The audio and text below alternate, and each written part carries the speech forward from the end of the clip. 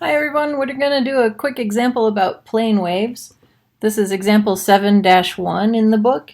What they've given us is that we have a uniform plane wave with E being x-directed.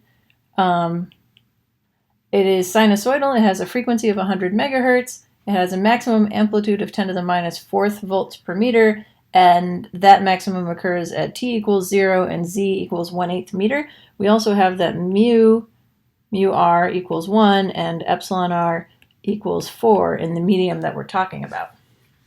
So, part A is write the instantaneous expression for E for any time and location, for any value of t and z. So by instantaneous expression, they mean the time domain expression, not the phasor domain expression. So let's start with that. First, we're going to have to find the wave number.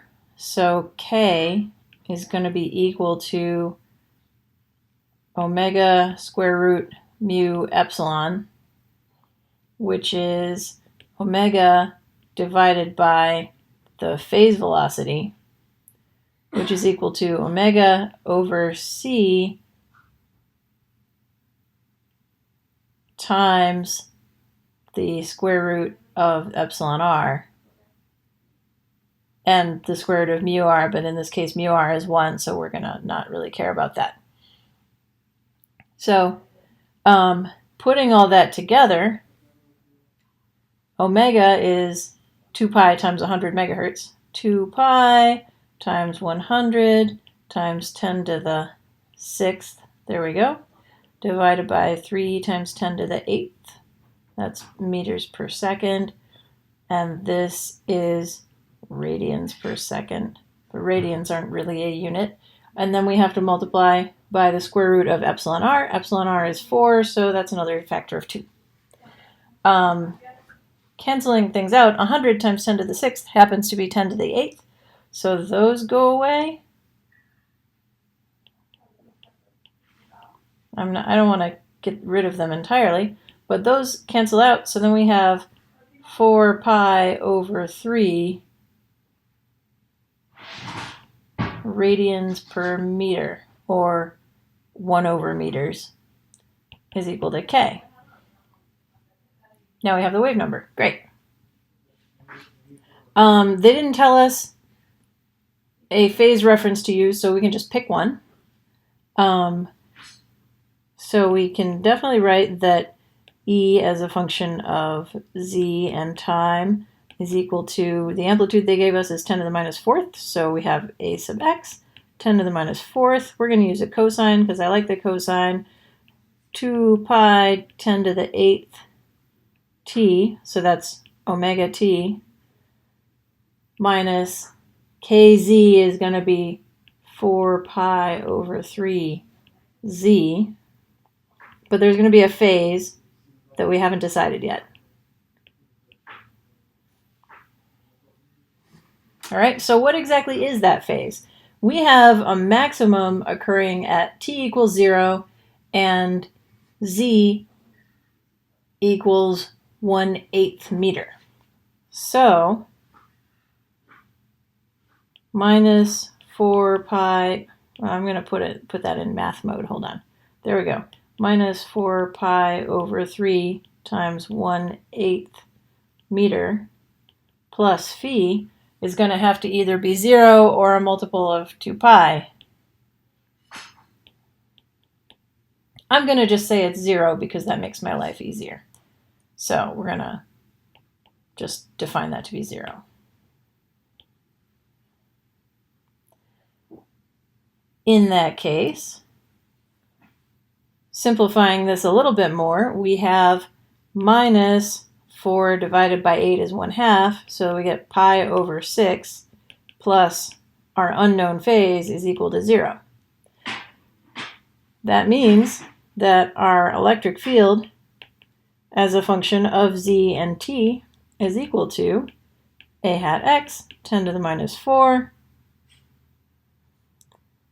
cosine of 2 pi 10 to the 8th t minus 4 pi over 3z plus pi over 6. And that's the end for part A. Now,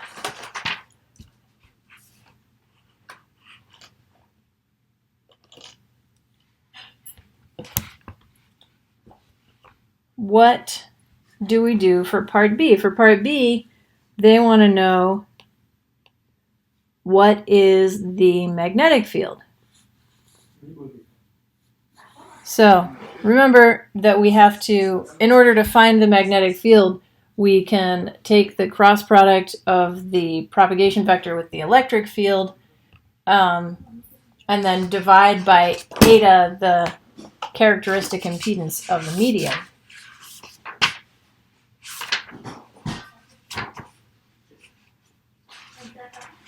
Which makes our life pretty easy. Sorry, the intrinsic impedance of the medium.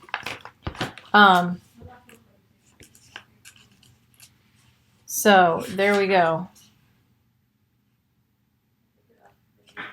For part B, we've got E cross H.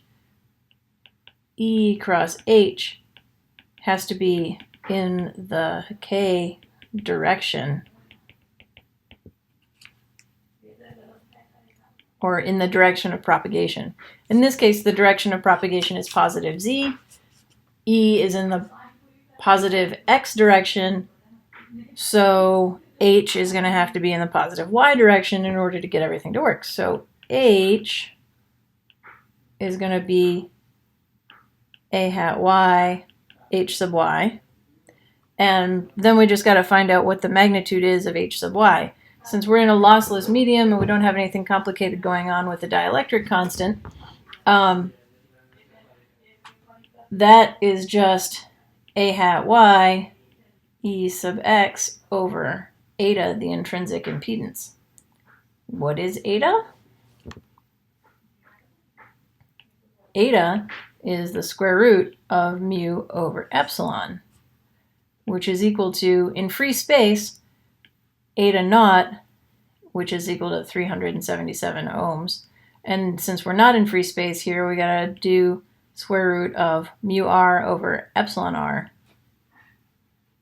So we have 377 over 2 ohms for eta.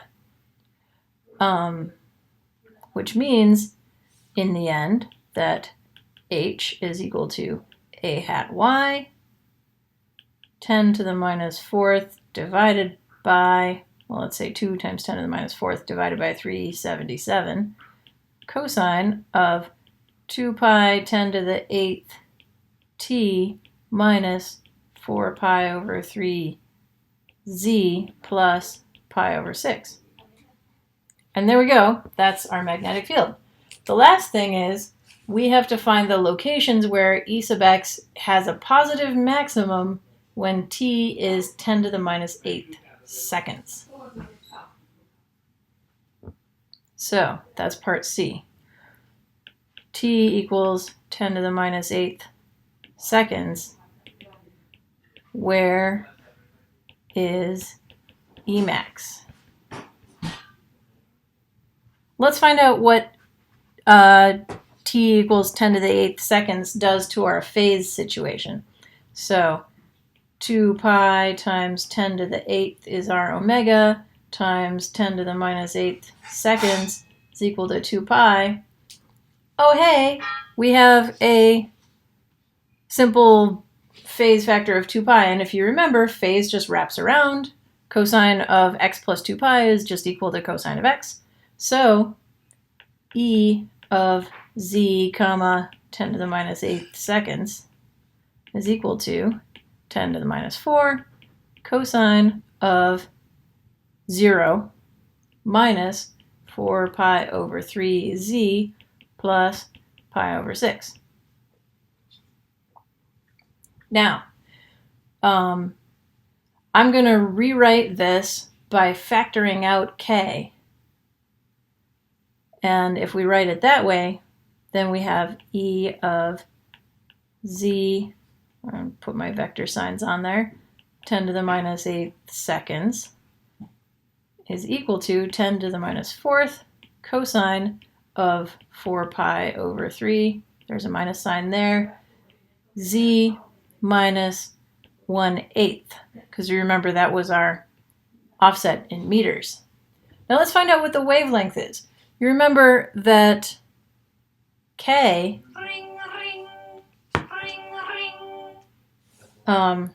you remember that K is equal to 2 pi over lambda.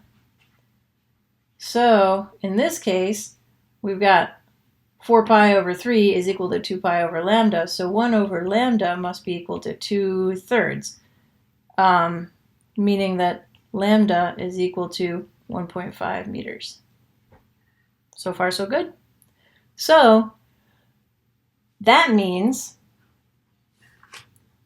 that our maxima for the electric field will happen at z equals 1/8 meters plus or minus n times 1.5 meters, because that's the wavelength and it repeats every wavelength. And there you go. That was example 7-1.